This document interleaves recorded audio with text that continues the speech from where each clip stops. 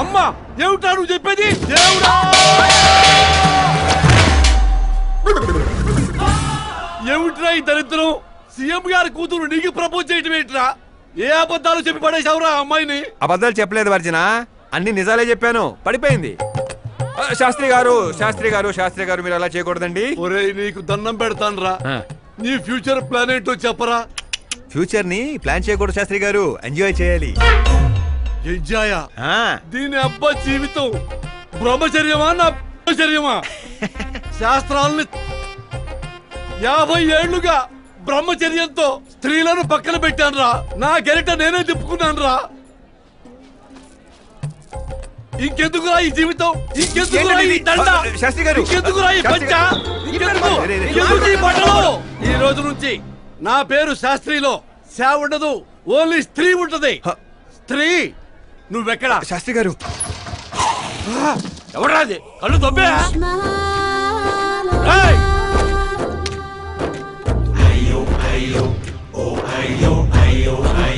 సిద్ధప్ప గారు మీరా? నేనేనయ్యా పంతులు. అయ్యో, రాజధాని కోసం భూమిని కోల్పోయి రైతులాగా ఎలా అయిపోయారేంటండి? ఏం చెప్పమంటారు పంతులు గారు, వాడిచ్చిన షాక్ కి అన్నయ్య ఇంట్లోంచి గంటేశాడు. దేవుడా. అందుకే పగటిపూట వాటర్ క్యాన్లు వేసుకుంటూ రాత్రులు అమీర్పేటలో ఇడ్లీలు వేసుకుంటున్నాను. మరి ఫ్యామిలీ అండి? నా పిల్లమేమో పొట్లాలు కడుతుంది, పిల్లలేమో చట్నీలు వేస్తున్నారు. హతవిధి. పంతులు గారు మా హోటల్లో చట్నీ బాగుంటుంది, ఒకసారి ట్రై చేస్తారా? ఏమిటండి మీకు ఈ కర్మ? నేను అప్పటికీ చెప్తూనే ఉన్నాను ఇది రియల్ స్టోరీ సిద్ధప్ప గారు అని. నా మాట విన్నారా? వినకుండా ఇలా ఇలా చిటికలేసుకుంటూ ఇది నా వంటి స్టోరీ, నాకు నచ్చిన స్టోరీ అని రెచ్చిపోయారు. అయినా ఏమిటి దరిద్రం? ఊరెళ్ళిపోవచ్చు కదా. ఊరుసుకుతున్న గదిలా తయారయ్యావు, ఇంకా నీకు బుద్ధి రాలా?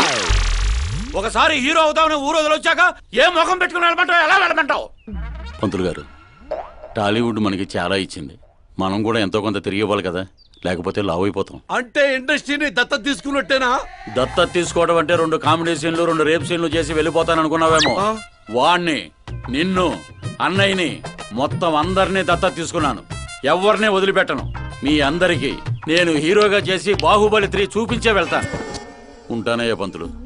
క్యాన్లు వేసుకుని ఇంటికి ఇడ్లీ పిండి తీసుకెళ్ళాలి. ఓరి శ్రీమంతుడా.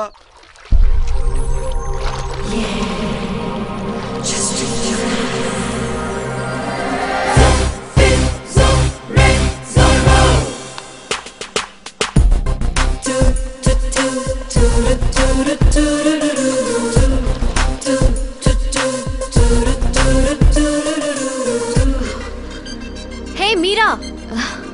Hi. 1 minute. Yeah.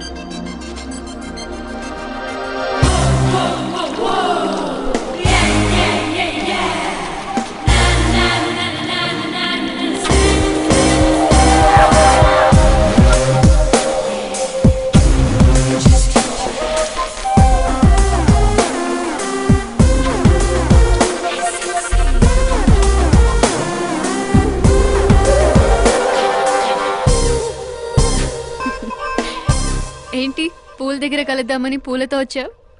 నీకు థ్యాంక్స్ చెప్తావని. థ్యాంక్సా? ఎందుకు? నీ వల్లే కదా ఆకాష్ నాకు పరిచయం అయింది.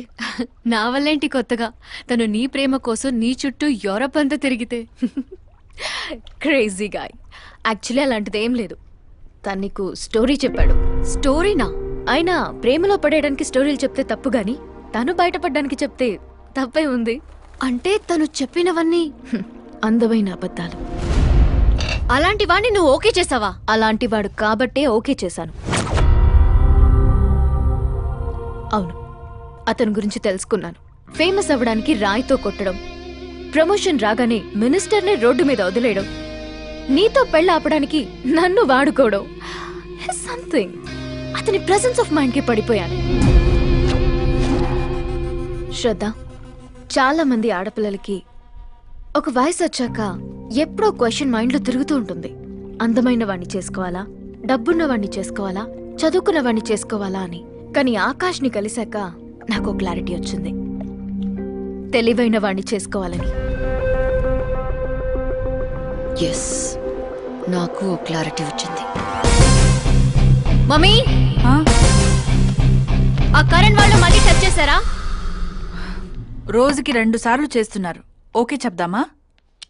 కన్ఫర్మ్డ్ గా నో చెప్పి. నేను ఆకాష్ని చేసుకోవాలని ఫిక్స్ అయిపోయాను. అతను వద్దనుకున్నాడు కదమ్మా. ఇప్పుడు నేను కావాలనుకుంటున్నాను. లేకపోతే ఏంటి, వాణ్ణి దానికి వదిలేస్తానా? డాడీ ఎప్పుడో సీఎం అవ్వాల్సినవాడు, కానీ వాళ్ళ నాన్న మా నాన్నని తొక్కాడు. ఇప్పుడు అది నన్ను తొక్కేస్తుంది. నేను వదలను. నేను ఆకాష్ని అస్సలు వదలను. ఆపో, ఆ దరిద్రాన్ని ఆపు. ఇదా వాడితో నీ లవ్ స్టోరీ? నిన్ను చేసుకోవడానికి ఎలాంటి వాళ్ళు వస్తున్నారో తెలుసా? తెలుసు డాడ్. నన్ను చేసుకోవాలనుకునే వాళ్ళందరూ ఇలా నా రేంజ్ చూసి వచ్చేవాళ్లే. చూసారా డాడ్, అక్కడ చూస్తే ఏం కనపడుతుందో? రూఫ్. నన్ను చేసుకోవాలనుకునే వాళ్ళందరూ ఆ రూఫ్ లాంటి వాళ్లే. అక్కడ లైట్లు, ఫ్యాన్లు, ఫాల్ సీలింగ్ తప్ప ఏవి ఉండవు. అదే ఆకాశ్ అయితే ఆకాశం లాంటివాడు. అక్కడ మబ్బులుంటాయి, మెరుపులుంటాయి, మై మరుపులుంటాయి. లైఫ్ థ్రిల్లింగ్ గా ఉంటుంది. వాడు ప్లాట్ఫామ్ కాడమ్మా. మంచి ప్లాట్ఫామ్ మీరు క్రియేట్ చేయండి, జస్ట్ ఫర్ అ చేంజ్. వాడికి నీ చెయ్యి పట్టుకునే స్థాయి లేదమ్మా. ఎలా నచ్చాడు? ఒక మనిషికి ఇంకో మనిషికి తేడా కలర్లోనూ, కండలోనూ, పర్సనాలిటీలోనూ, బ్యాక్గ్రౌండ్లోనూ ఉండదు. ఇక్కడుంటుంది. ఆకాష్లో ఆ తేడానే నాకు నచ్చింది.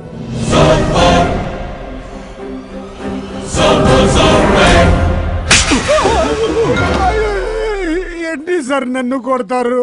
కొట్టాలా, చంపాలా? ఎవడైనా రాయితో కొడితే జైల్లో పెట్టించాలి గాని పనిలో పెట్టుకుంటారా? నేనన్న పనిలోనే పెట్టుకున్నాను సార్. ఆయన అయితే ఏకంగా ఇంట్లోనే పెట్టుకున్నాడు కదా. ఏమప్పా, గ్రాచారం గంటా మారుతుంటే ఎవరేం చేస్తారప్పా? అయినా పిల్లోడు గాలి సోకితేనే ఆడపిల్లలు గాడి తప్పుతుండ్లా. నన్ను నడి రోడ్లోనే వదిలేశాడు, ఇన్ని ఏకంగా గాలికే వదిలేశాడు. ఆఫ్టర్ ఆల్ ఒక కామన్ మ్యాన్ పిల్లకయ్యాడు. వాని కోసం ఓ సీఎం, ఓ వ్యవసాయము కూర్చొని పంచాయతీ ఏందబ్బా? మీరు తలుచుకుంటారంటే రాత్రికి రాత్రాన్ని మూసి నదిలో ముయ్యబండ్లా. ఏంటప్ప మూసేది? వాడిప్పుడు కామన్ మ్యాన్ కాదు, సెలబ్రిటీ. స్టేట్ లో వాడి గురించి తెలియని వాడు లేడు. వాడి మీద ఈగవాలినా SMS కాంటెస్ట్లు పెడతారు ఛానల్ వాళ్ళు. సీఎం చంపాడా, హోం చంపాడా అని.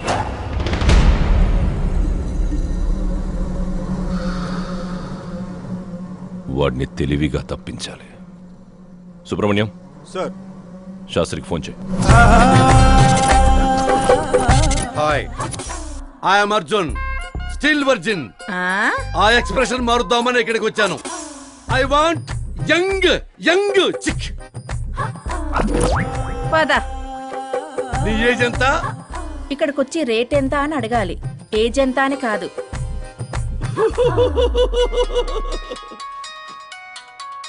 One minute. హలో, ఎక్కడయ్యా శాస్త్రి? నేను మోక్ష మార్గం వెతుక్కుంటున్నాను సార్. అర్జెంటుగా గెస్ట్ హౌస్కి రా. లేదు సార్, నేను రాలేను సార్. నేను పౌరహిత్యమే వదిలేశాను సార్. నీకేమైనా పిచ్చా? జరిగిన దాంట్లో నీ తప్పే ఉంది. ఓరి పిచ్చి సన్నాసి, వీడికి ఎలా అర్థమైందా? లేదు సార్, శాస్త్రం నా కొంప ముచ్చాయి. సోదాపు 5 minutes లో ఇక్కడ ఉండాలి, లేదంటే టాస్క్ ఫోర్స్ నీ దగ్గర ఉంటారు. అయిపోయారు సార్. ఏంట్రా నువ్వు ఆగేది? ఫ్యాక్ట్ సార్, అక్కడ శుక్రుడు చక్రం తిప్పుతున్నాడు. మనం ఏ దశలో ఉన్నా సరే మనల్ని శని దశలోకి నెట్టేస్తాడు. వాడితో పెట్టుకుంటే యాసిడ్ తో హెడ్ బాత్ చేసినట్టే సార్. అలాంటి జాతకం నాకు తప్ప ఇంకెవరికీ లేదనేవాడివి. అలాగే అనుకుంటాం సార్. సౌత్ లో సూపర్ స్టార్ రజనీకాంత్ మించిన వాడు లేడనుకున్నాం కదా, కానీ పవర్ స్టార్ పవన్ కళ్యాణ్ రాలా. వీడు అంతే సార్. వీడి జాతకం దేవుడు రాసింది కాదు, వాడికి వాడే రాసుకున్నాడు. వాడి పవర్ కంట్రోల్ చేయడానికి మీ మ్యాన్ పవర్ సరిపోదు. మనం ఇంత పీక్ పొజిషన్ లో ఉండి కూడా వాడిని ఏమి పీక్లేమా సార్? వాడినేమన్నా పీకాలంటే సారీ సార్, ధర్మ యుద్ధం ప్లాన్ చేయాలి, అధర్మంగా గెలవాలి.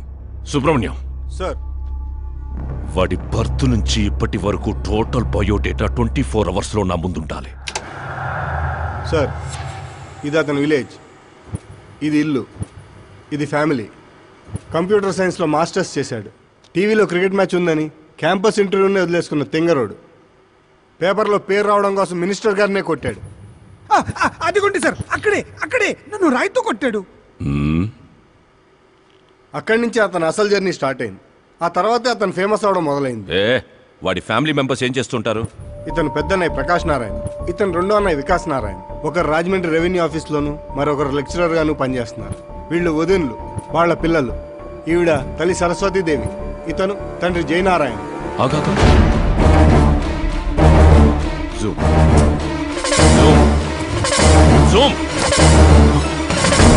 వీడు జయనారాయణ కొడుకా?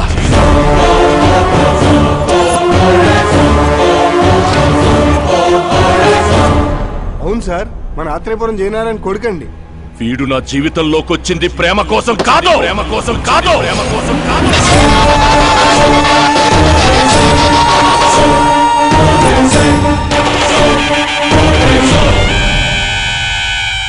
వాడు ప్రేమికుడు కాదు, సైనికుడు. వాడు మిమ్మల్ని తొక్కుకుంటూ నా దగ్గరకు వచ్చిందే నన్ను తొక్కడా.